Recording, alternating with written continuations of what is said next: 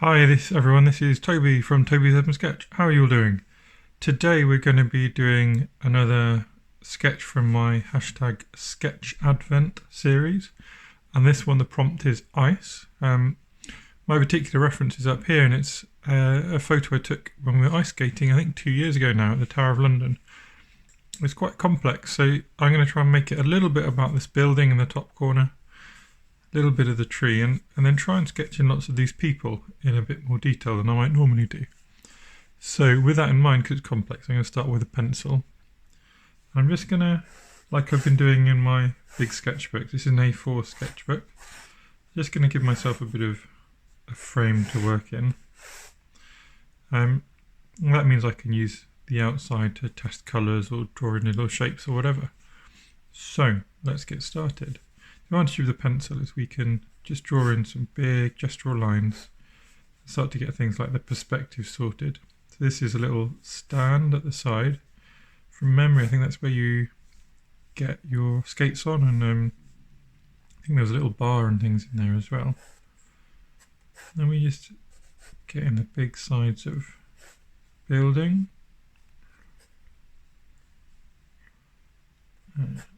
Basically just turning it into a cube, well, a box shape for now. And just focusing on relative proportions, so the tower comes up to just above the corner here. This wall comes down there. And then we're going to have people coming in all over here, and then we got our tree which comes up. It's quite tall, comes up all the way to there.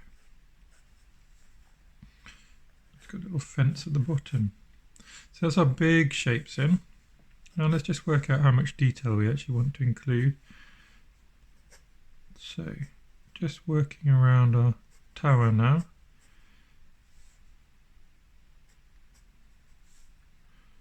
And just work out which of these features we want.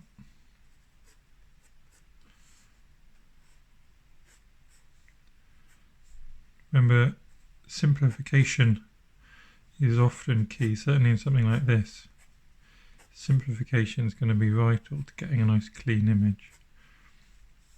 So just finding the big shapes, triangles, squares, then starting to jot in some windows. There's a little side there. So I don't want this to turn into a sort of slog, a really long drawing.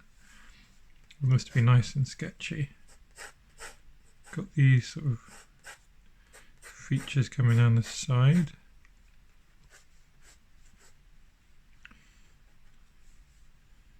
And we can pretty much divide the middle into three, which is where we've got these big arches coming in and then going all the way down there before they get lost behind our sort of stand. Stand's got some little lines coming in. Then there's these double windows which we can put in now that we know where these bottom ones are.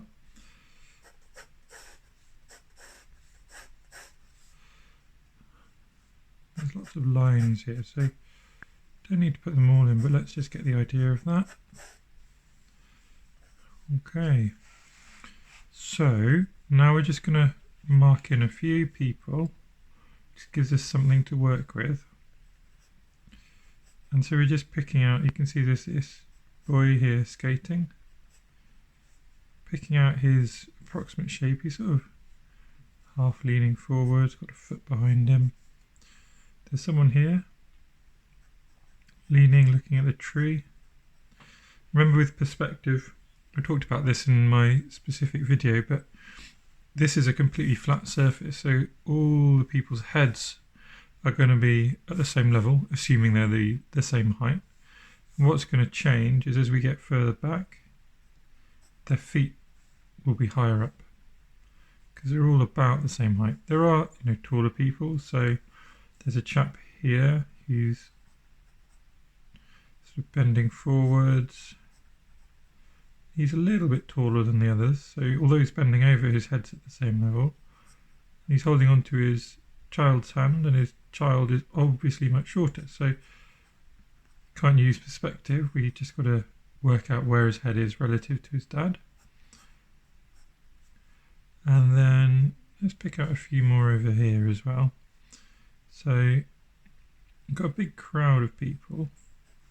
So one thing that can be quite effective is if we pick someone at the front. So we got this girl in a black hoodie wearing jeans. And then we can sort of put these people-like shapes around her. So we pick out some heads. And we just fill in with lines. And then if we get another person, so we got one here, this girl with a slight ponytail, wearing the checked shirt. We pop her in, carrying a nice bag. And then we can see we filled in this gap with lots of people in it. Has the effect of a crowd. You'll see more obviously when I pop the pen lines in. I'm just going to pop in a couple more here. There's a couple of girls wearing hats. One's got a rucksack on, and that should be enough. So I'm going to reverse what I've done there with the pencil. I sort of worked back to front, got in the big objects. From the big objects, I could work out the proportions of those finer details, and it also let us sort of frame the sketch and things. Now we know where things are going to go, and I'm going to start with the detailed objects and then gradually loosen up and go further back. So let's start with our boy at the front here. So again, we're using our lines that we've got in already, but we don't have to stick rigidly to them. They're just our sort of guidelines. So I'm going to try and get him a little bit more bent forwards.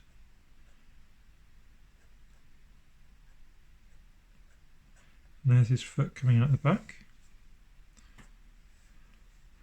And then if we get these two girls in, so what you can see, I've drawn the head a bit too big. She's further away and her head's the same size as his. So just need to shrink that hat.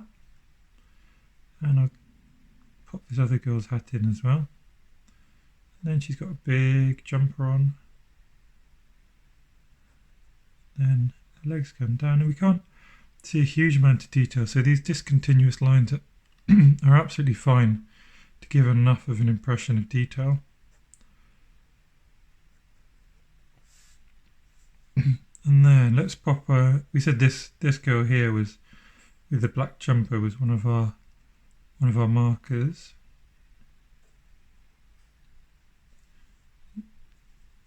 So if we just get her in, according to me, everything behind should begin to make a bit more sense.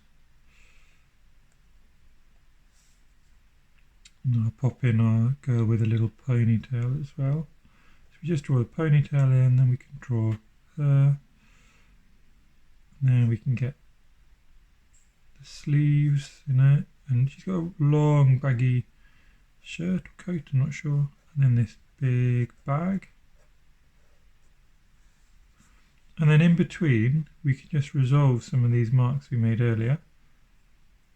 And again, it's focusing on the heads and then making the feet and the bodies the right proportion. And you see we've got this effect of a crowd. We've only really drawn probably 3 people, but a very effective crowd behind them. I think this chap with the pencil, the size of his head was too big as well. So this is why we don't have to stick to those pencil lines. We've got them in there. Now we can use them to guide us with our more permanent pen.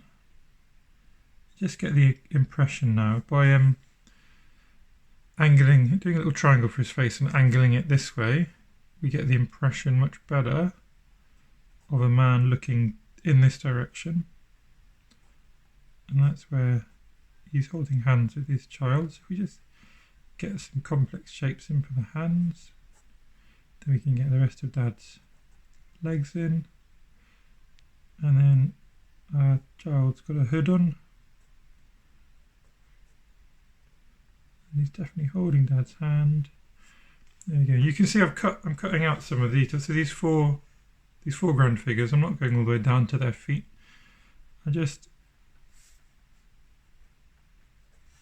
putting this chap's feet basically at the bottom of the frame, and then working back to make small things, working forwards to make them bigger, and to just gradually sort of lose different types of detail. Now let's get our tree in. So the tree needs to just work with our figures, not against them.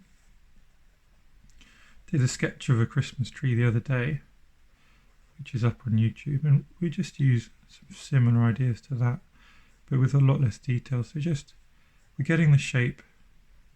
There's lots of baubles and shiny things on this tree, so we just have some of those little baubles we can fill in with a bit of colour later if we want. And then if we just make sure that our fence makes sense, so the bottom of it has to be just above these people's feet, and just give it a little bit of texture. That should be enough. So only done a little bit of the line work so far, but I think this is quite an effective focal point essentially. So a lot of our focus with the colour is going to be here. Let's just work out what we're going to do with our tower. And you can see hopefully now why we want to keep the tower simple. Because if we put loads of detail up here, it's going to detract from the sort of cute scene in the front. And just suggestions of detail are more than enough, normally at least. Certainly for me. We can just put in a couple of windows and arches and things like that. Things which add and just show us what's going on, what kind of building we're really looking at here.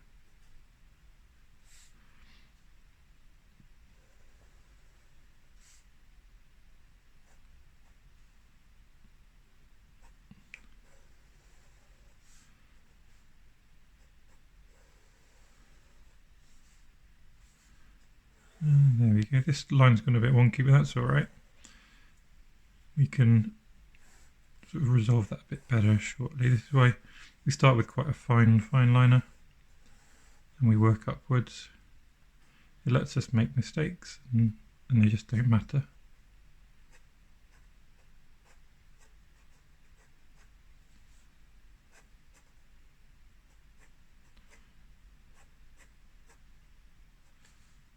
Okay, so we're getting there, aren't we?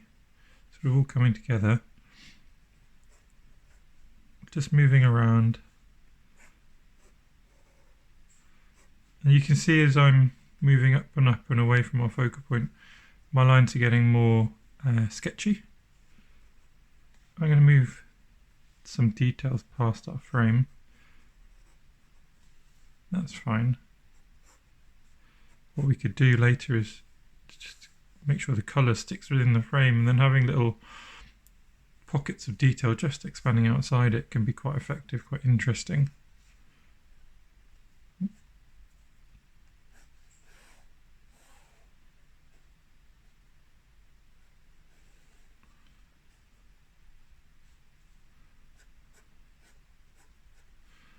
Lots of sort of bits of wood here. I think they sort of a barrier, maybe a little bit of decking or something, I'm not sure, but they're quite a nice little touch just to add. What I might do is just get a few more people just really loosely over here.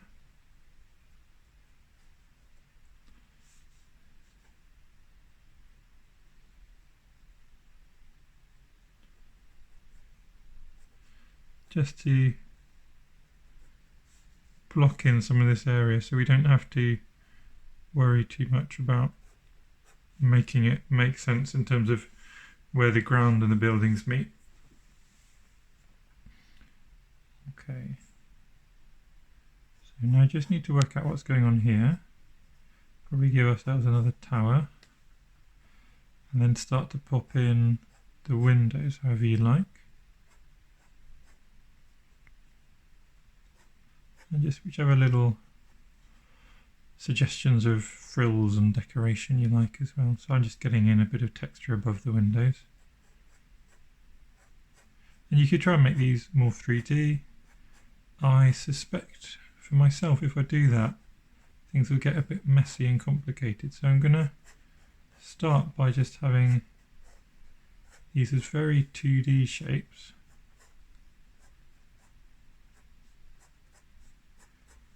And just see how it looks rather than jump in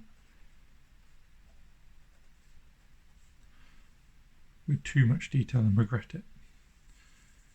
And what could we do? So there's something missing here, isn't there? So let's get in this distant row of houses.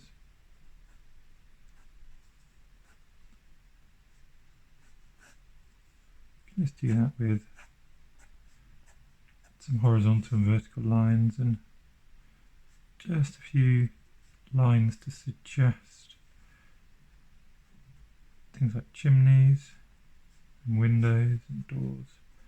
And that's more than enough for them. So I'm going to quickly rub out some of our pencil lines and see what we've got.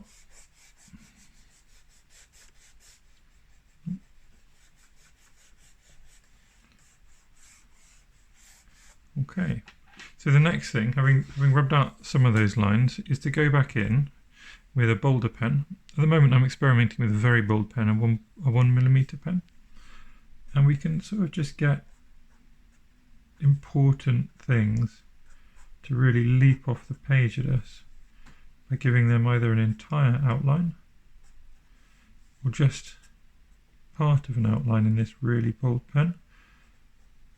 For example, just getting these ice skates, more obviously having a bit of a line. I think the tree is well worth doing. It will become much more of a focal sort of centerpiece if we do that.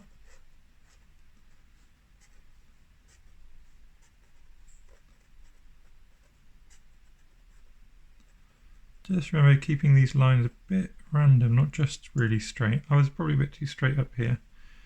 We can change that with a few squiggles.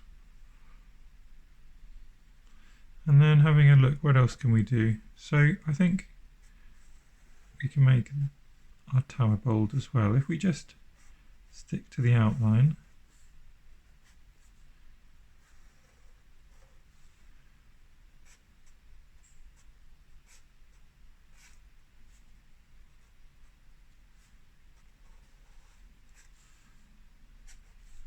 And probably these, you know, as we do it, we can just see where else we could do it. So actually I'm going to make a few more bits of the castle bold, because it's a big enough structure that it can probably take these big lines.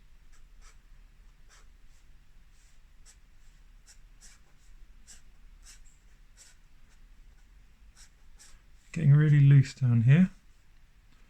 Now we can get sense of a shadow. And I think a few more of our people can come forward as well if we just start moving around. Don't do too much. So always just stop and think.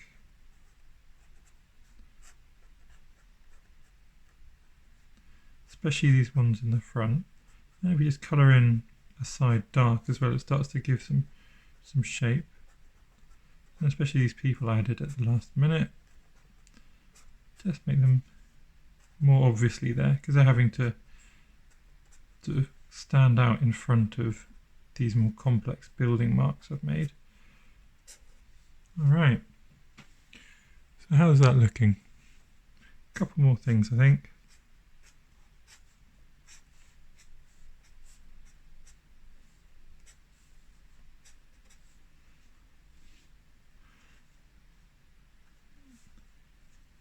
And then I'm going to go back to the finer pen just to start getting a little bit of texture on the ground here. And maybe to add some details to our figures a bit more. Get a mitten in, a pocket on his trousers. Give it a bit of darkness so that this lady's got two legs. The ruffles of her coat. Yeah, just these kind of textures which you expect.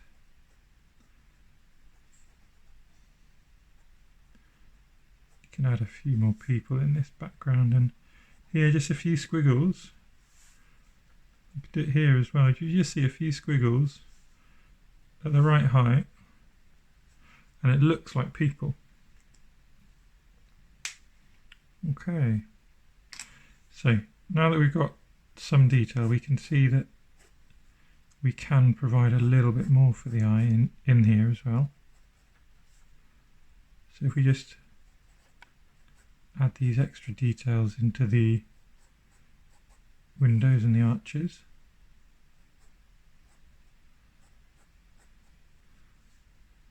Maybe see if we sort of make these a bit 3D with another structural line. Okay, so I'm really going to stop there now. He says one last thing, bold line at the bottom here. So I'm going to stop there now, and we'll start doing some colour, and then if we want to at the end we can always add a bit more pen. So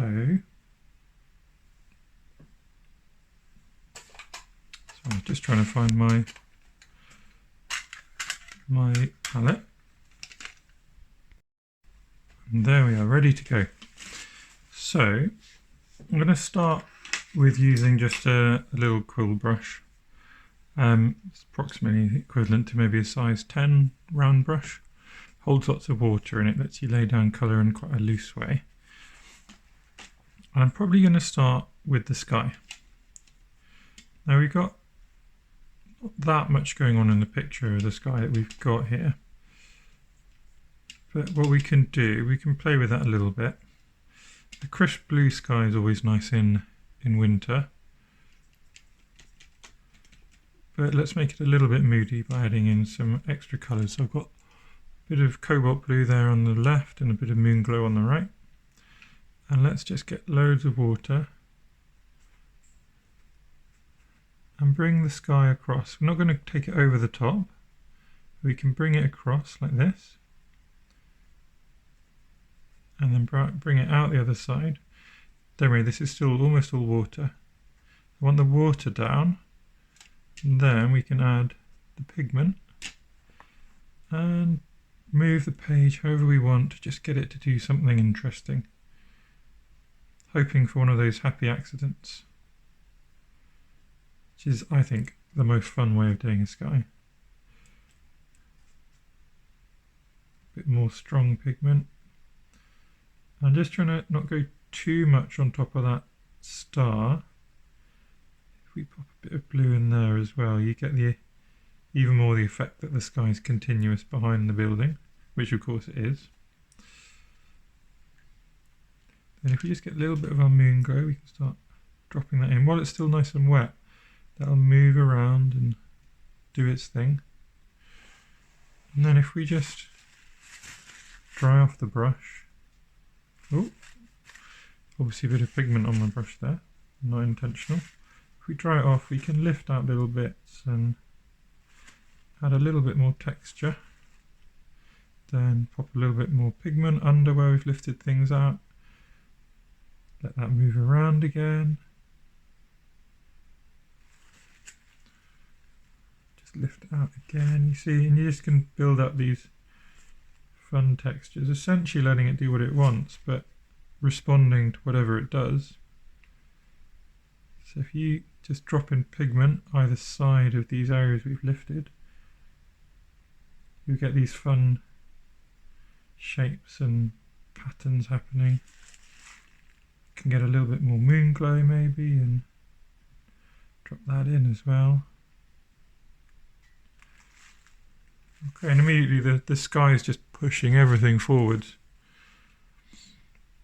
So I'm going to have to stay away from that for a little while. What we can do with the ice is use just a combination of those two colours and drop them in, nice and watery, because ice is sort of reflective, reflects the sky. It's also got its own tone, and it's also see-through, so you can see underneath it, depending on how thick it is. We don't want to leave it completely white. It's got shadows, it's going to have reflections of people. So if we just get the base tone down, nice and loosely, gives us something to work with. And if we now just take a bit more moon glow, but I think you can hopefully see it's still really watery, we can start to bring, like with water, bring those reflections that people are going to be casting towards us. Just really gently getting these sort of lines. They're almost like shadows. And we can just do them really gently, because it is mostly a relatively homogeneous colour in the reference, that is. A bit of shading around the bottoms of things.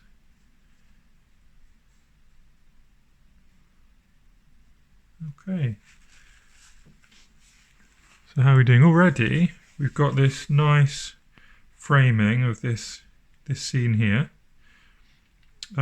We don't need to fill in any more sky than that, I don't think. We will add some splashes, obviously. Splashes make the world go round. You don't have to add splashes, of course. Just trying to lift a bit of this blue out. We need to decide how much detail we're going to put in different things. So we can move now to our tower, I think, and I'm going to get some shadow in early. So this is using the moon glow, which is a really lovely shadow colour. And on these sides and the places where there be shadow, we can just pop a bit of the moon glow in, and maybe just on the roof as well. So the light's coming from this side, going that way. So that's how we decide where our shadow goes. And this is really subtle and gentle, hopefully. But hopefully enough to just give the building some body and context. And we can decide later if we're going to add more colour, or when we've added colour to our main feature, that might be enough. That suggestion of shape might just be enough. Now, for the people, I'm going to move to a smaller brush. So I've got a size 6 round brush. I say the people, actually, let's do the tree first, because I think the tree is going to determine as well how much colour we need to or can add to our people. So I'm going for a mix of Cascade Green, which is the green I've just got in my palette at the moment, and some Hansa Yellow, and we're going to work it in gently, bringing it to the edges but leaving loads of gaps and painting around our baubles, which can be a nice either a white or perhaps a yellow or a red even later. As we get down the tree, we'll just make it a bit darker. Now in the reference, the tree is really dark actually, almost a sort of blacky green. We can make reference to that by adding a little bit of a dark brown. So I've mixed in some sepia here, and we can just dot that in for some extra texture. But we're doing a graphic, bright, hopefully fun image. So a tree is green. There is green in the tree, and let's just make this tree a nice green like that. So where can we go next? Well, let's start popping in some people. Now all the people's ice skates are, well, mostly they're blue. So let's use a nice cobalt blue. You have to be careful here and just control. We want watery pigment because you don't want it to be too dense, but we don't want loads of water in the brush. So if we just touch the belly of the brush, you'll see loads of water seeping out. And so we'll still, hopefully, have nice watery pigment, but only in the tip of the brush. It's not going to run everywhere. We can just dot in people's ice skates. Just a few. And it's nice that the colour's the same as the sky. Then trousers and things tend to be a murky browny blue. So if we get a couple of colours on the go, got an indent throne which we can mix with our Moonglow, become even more murky. We could use an ultramarine, and if we use a burnt umber or burnt sienna or something along those lines. So now we've got a few sort of tonal colours. Same thing, just nice watery pigment. Take some water out the belly of the brush, and probably need a bit more pigment than that even. And just sort of glaze the people. And pick a few who are going to have jeans on. Maybe this chap as well. And give the brush a bit of a clean. And then we can just mix in some burnt umber, and we can pick a few people who are going to have grey-brown trousers.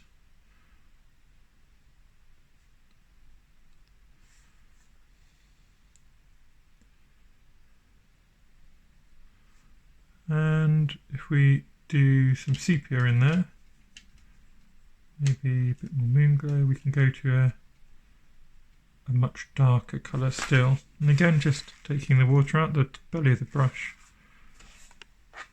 And this chap can have a nice grey pair of trousers. By just keeping all the trousers and things neutral, hopefully it, number one, offsets the nice blue ice skates. Hopefully number two, it just avoids detracting from where we can put pops of colour in the tree, in the hats, maybe a scarf, trousers, this bag.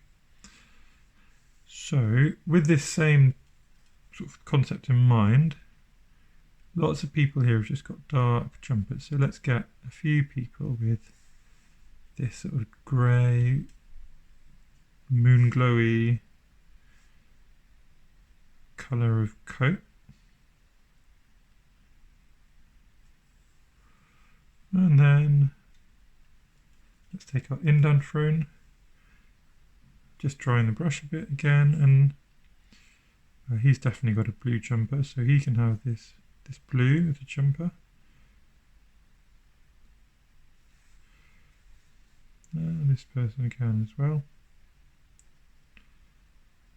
And just bring it down, okay. And now let's get a bit more fun. So it's going to be a case of just pick some colours you like and play with it. I'm going to start with this. I've got a Naples yellow in here. It's still in my palette because I went to Lisbon, and Naples yellow is a lovely colour for bricks in the Mediterranean essentially. But it's also quite a good colour just for, you know, those light coloured tops and things. It will also do for someone's hair. So this girl's got nice blonde hair, so she can have that in there. It's not going to take away from anything. It's just a nice, gentle tone. Could pop a couple more in here. And this chap's face can be brought out as well. And then let's pick a nice red. So just a primary red for me today, I think. So this is Scarlet Lake. And certainly this chap looking over at the tree's got a nice red top. So he can have a real red top as well. This girl's got a sort of funky coloured top. Let's just give her a hatch of red. When that's dried, we can fill it in with some other things as well, of course. Or we can leave it at that if that's what we want. Now, since we got the red going, let's get a nice purple. So just with our cobalt blue. There we go. And this girl's got, we kept saying it was dark. So you can see here, I haven't taken the water out of the brush, and it's difficult to control. Immediately take the water out of the brush. That's bad, Toby. So that's why I'm taking the water out of the brush, for these finer details, because otherwise you just lose control almost immediately. Anyway, we've got the purple now, and we've got it under control. Let's just dot it in a few places. Especially in the distance, these sort of gentle colours will be good.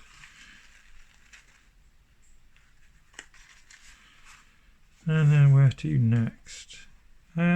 We've got this green, and we've only got it in one place. And I always say it's good to have, if you've got a colour somewhere, it's good to have that colour in more than one place. So let's give this boy a nice green raincoat. Can even go a bit more intense than that, I think. And if we just leave his hand white, it just shows us there's something else going on. Okay.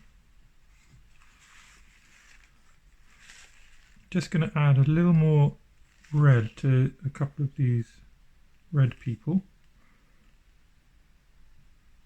It's difficult to know the first layer exactly how dark it's going to be.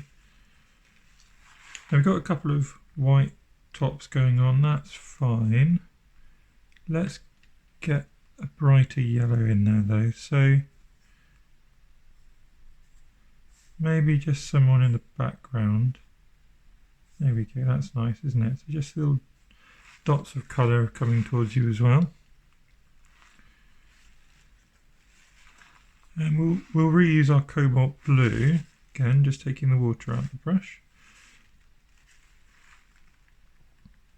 Someone can have a blue jumper and a dot of blue in the background as well. Okay. This chap, we've left him with a white top.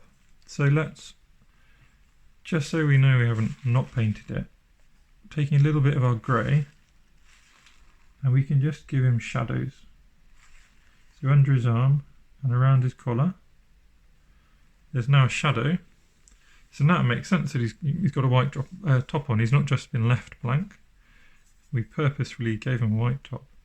We're also just going to fill in this bit of the tree that I've noticed, because that will make the whole scene make a bit more sense. Just to make sure that the colour's consistent, I'm going to have to move some colours around. And then take a watery brush and just smooth some of these edges in.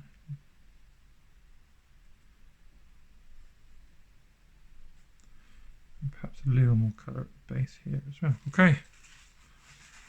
So how do you think we're doing? I think it's looking pretty nice. So we're still just gradually working into these people in different ways. So let's, with this top, so I'm undecided, I'm going to leave it for a minute.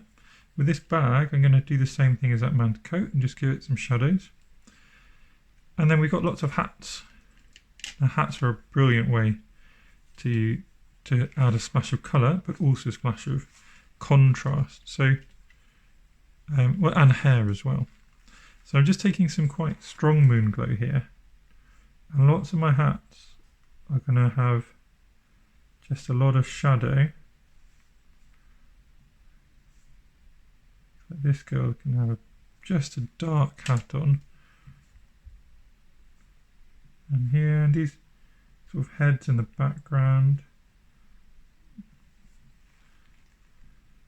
And this chap's head as well. There we go. So lots of just dark tones. Stops us going too mental when we start adding a bit of fun colour. And now if we take almost neat pigment, we can drop in a bauble on top of the hat. We can give a nice red hat here. Let's get some yellow, same thing, get a nice yellow hat. If we mix the yellow, just make it a bit duller, we can get some slightly more believable hair going on. maybe some hair here. And the same with, let's get some of our brown. Who's missing a bit of colour?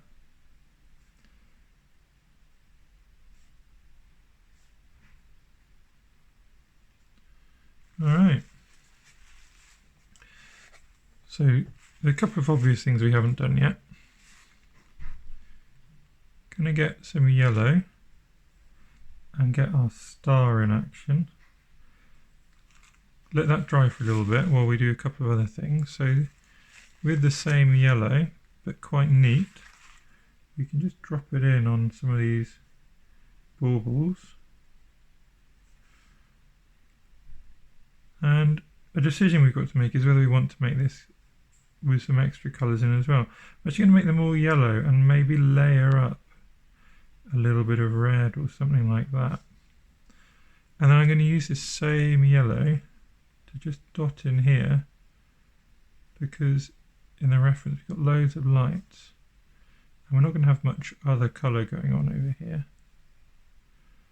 And what we can do, when it's dried, we can decide if we want to add a bit of line work around these lights, or if we're happy with it just as little dots of colour. Get some splashes going off the edge. It's still quite wet, so I'm going to leave that a little bit longer. And just I've got a transparent pyrrole orange, it's called. I think if we just dip that in a couple of our lights, our baubles, it'll add a little bit of variation. And then into the centre of the star. So the star in the actual image is quite nice, but it's just wood. Whereas we want a glowing star. Okay. So we're very almost there, really. It's quite a nice graphic image. I think that we can do some colour in the tower. I don't think that would be too much. Just do it gently. I'm going to use a lunar brown, which will give it lots of texture. Similarly, you could use like a burnt sienna or an ochre or something. And I'm going to do it really loose and really watery. And I'm not going to pop it in where we've already got the shadow.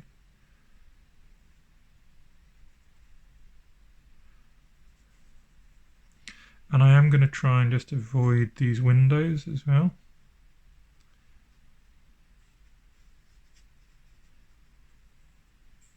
What I don't want is this colour to be too intense or too loose or splashy that it detracts from our quite nice focal point here.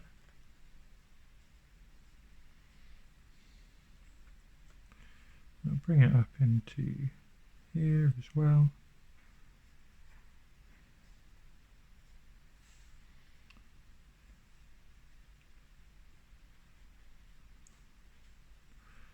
A tiny bit of shading. While it's still wet, we can just get a bit of our moon glow working in there. And we can re-emphasize a couple of shadows. And I think if we use a similarly light touch to fill in our windows, I'm going to fill in the whole of these arches. A bit more water.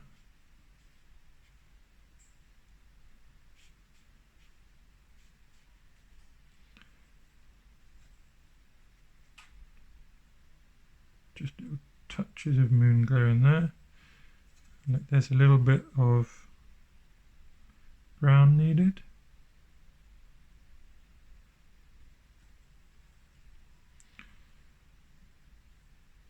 And if I make a nice grey up again, we'll probably get quite an effective grey, literally just mixing that with a brown. Yeah, and then we can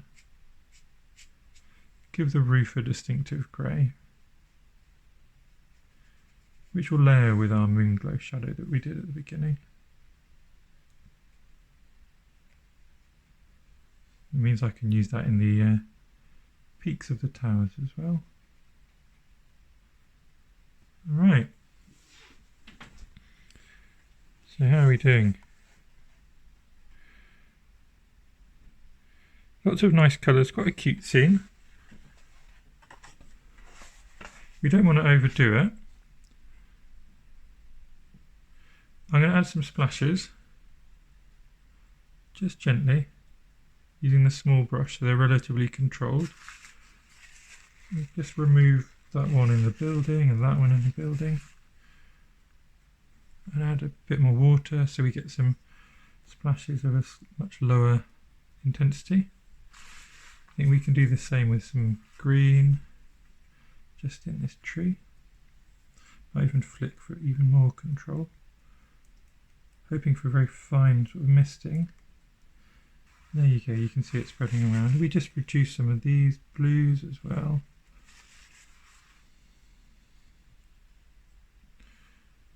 And if we make a bit more of our, actually we'll just take moon glow. I'm going to fill in a bit of shade under here around the yellow, so I don't want to cover up these nice yellow dots we did.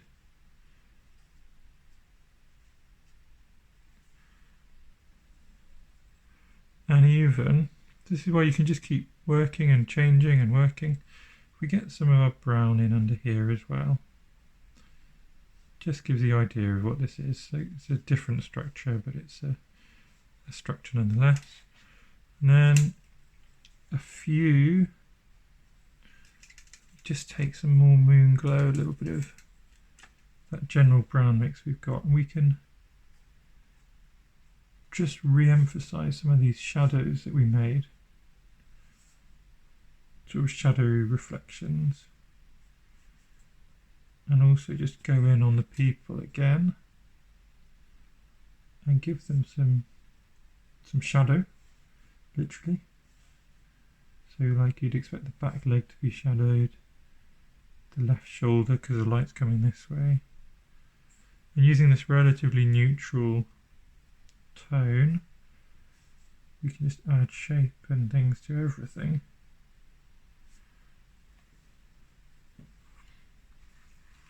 All I'm going to do now for the next couple of minutes, I think, is just keep looking at areas that could get a bit more intense. So pop a bit of brown in with our Naples yellow, for example, there. Come back in with more Naples yellow in some of these hairs, his face. Those blues have faded in the splashes, so we can definitely add some more.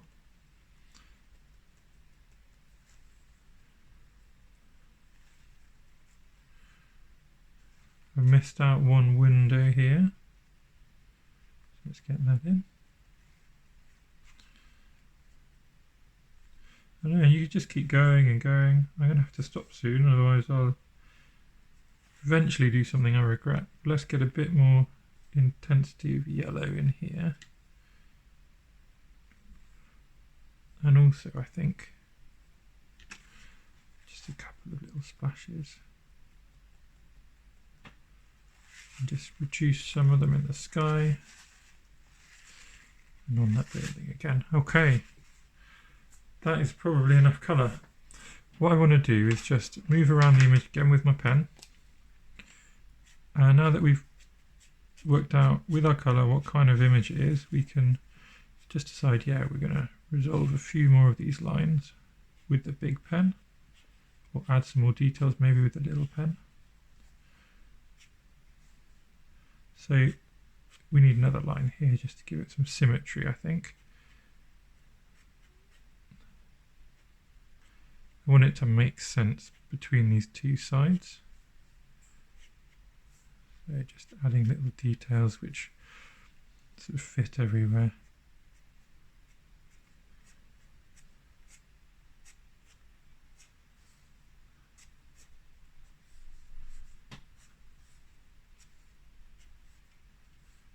Okay, but not overdoing it, hopefully. And with that in mind, I think actually, let's call that done. So, that is my little sketch focusing this time on really the crowd of people and a cute little tree, and making the building definitely a 3D structure with shadow and colour, but despite its complexity, its intricacy and how interesting it is, it's not really the focal point in any way. It just provides a backdrop with this big bold colour to this fascinating group of people and colours and lights and things. So I'll just bring it up so you can see a bit more clearly. Now if you enjoyed this, please do like and subscribe, and any comments or any artwork that you do, I'd love to see. Do share them with me. Thank you very much for watching.